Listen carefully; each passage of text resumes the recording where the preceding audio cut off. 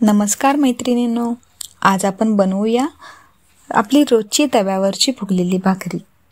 सुरुवात करू थोडंसं पीठ घेऊन, त्यात कोमट पाणी घेऊन थोडं थोडं घालू, जास्त नाही कमी नाही, बरोबर हवं तितकंच।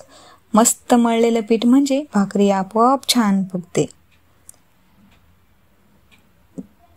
थोडं थोडं पाणी घेऊन असं घट्टसर मळून घेऊ। हे झालं आपलं पीठ मळून तयार।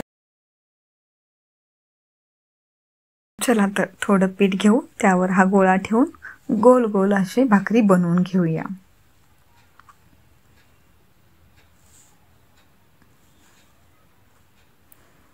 पहा झाली नाही गोल भाकरी।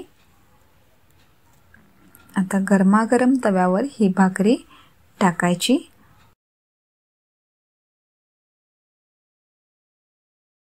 वर थोडंसं पाणी लावायचं। थोडं पाणी लावून झालं की शिजली की पलटून घेऊ।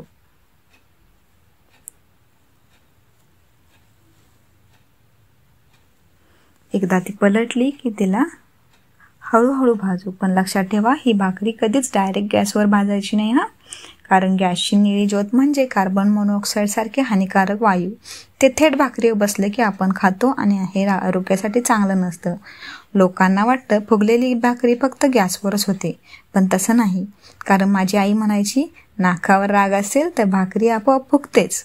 पहा फुगली ना आपली ही गरमागरम भाकरी। कशी वाटली तुम्हाला ही फुगलेली भाकरी? आवडली ना? मग लाईक करा, शेअर करा आणि सबस्क्राईब करायला विसरू नका हा।